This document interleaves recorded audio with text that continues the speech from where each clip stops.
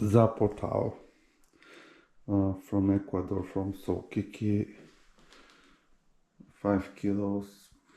I'll open the pack now, see what's inside. I'm so excited. So to me, this looks like a better product. I already roasted this. I'm not impressed. They are not worse, but certainly not what I wanted. This is here what I wanted.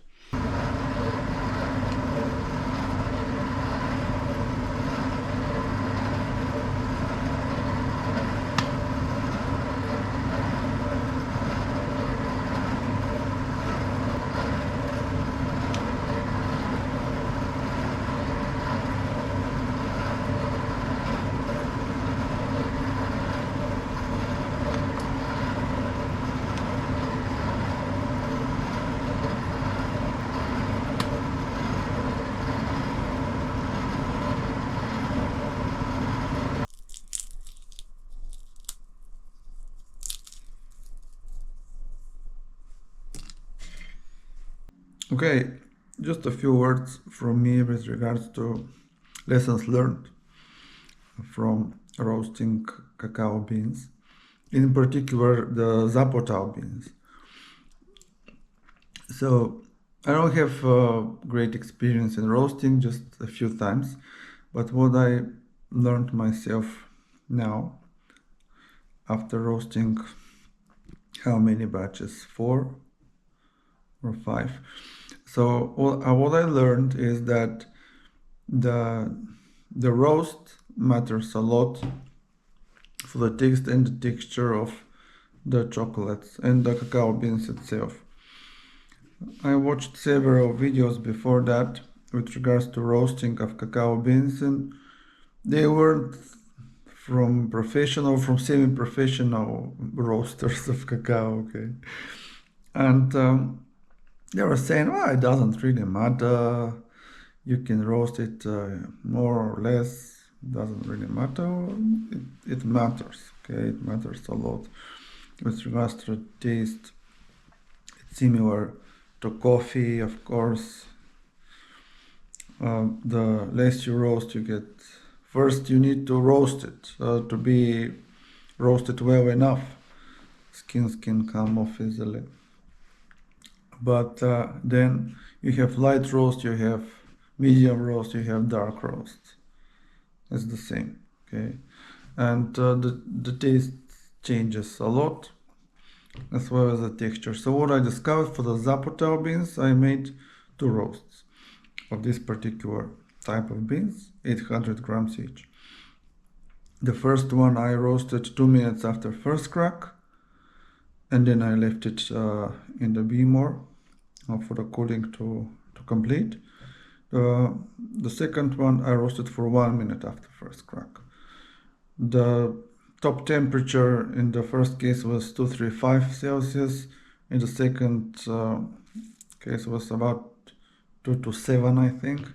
But again, 1 minute more at 230 degrees or so. It's a lot. So it changed the taste. The first one was still chocolatey, but with some resemblance of burnt. Okay, so not like burnt, but there was something off there.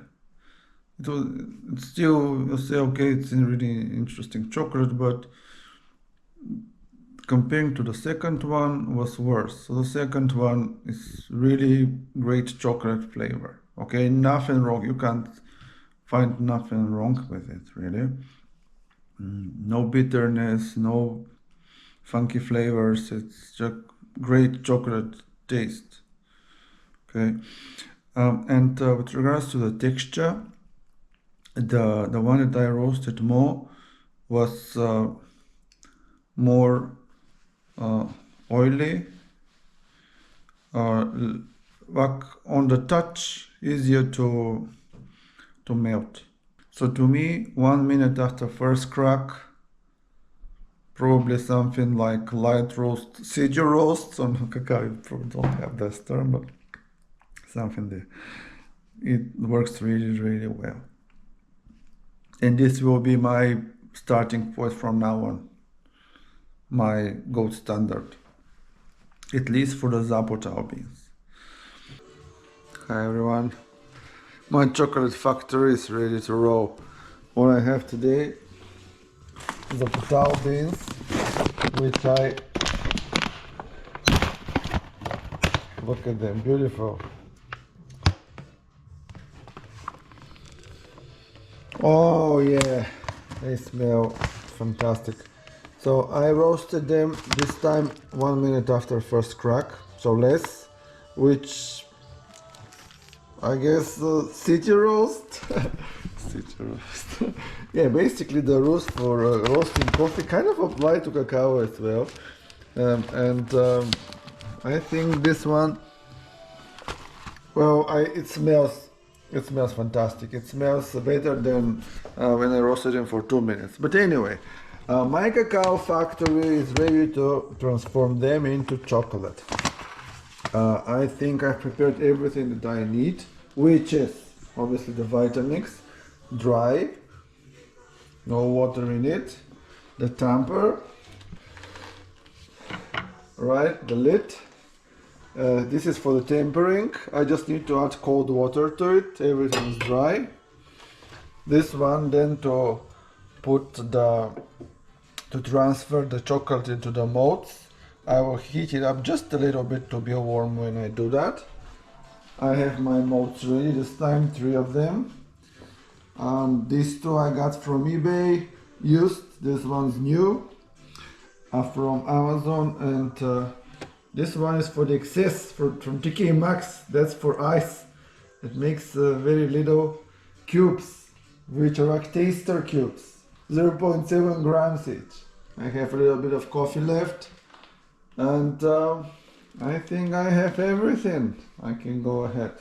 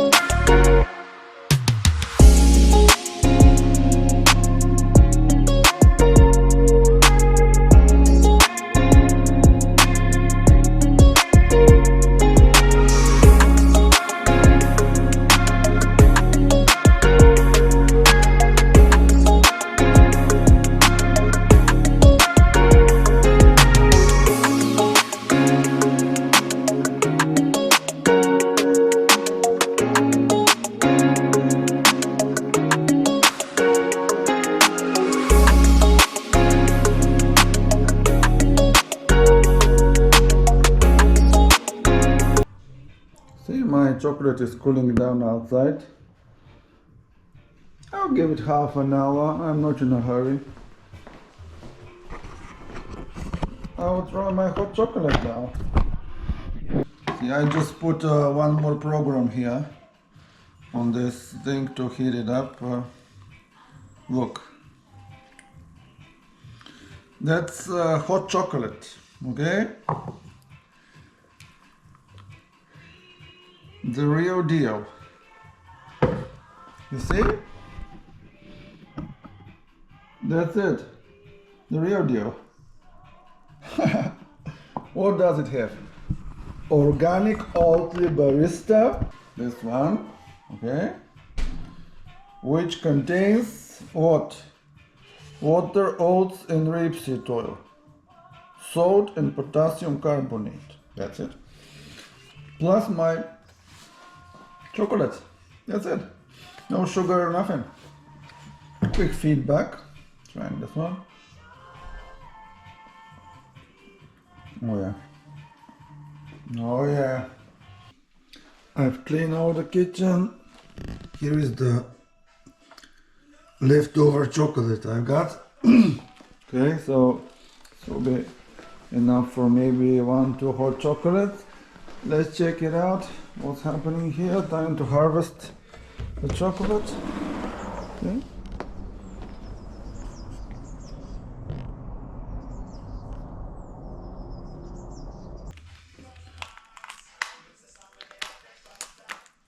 We're getting there. So this is really for ice. Okay, this one is not meant for chocolate. I am putting it into alternative use because I had some left which I couldn't fit into my chocolate molds, and also I like the size of these. They are really good for, you know, tasting or for snacking, or if you don't want to get a high dose. Okay, see?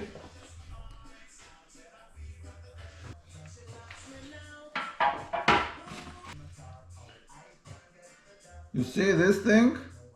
When you have the darkest ones, this is where it is connected to the mold. When I make like this, they start to disconnect and then they fall. And you see here how it this one's almost ready to fall. This one just about.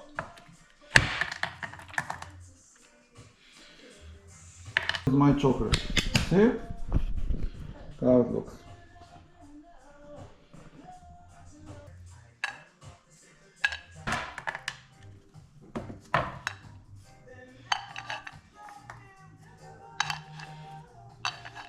Crack lines. And the same, you see, well connected now. Let's disconnect them. They started to disconnect here. One more time. And this one fall.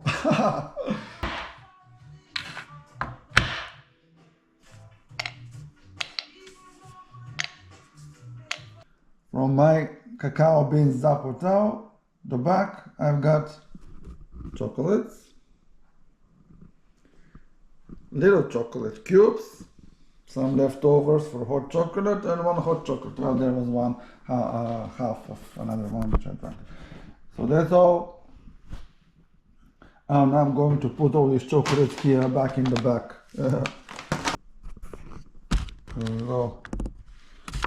All of them in one bag. This bag weighs 450 grams.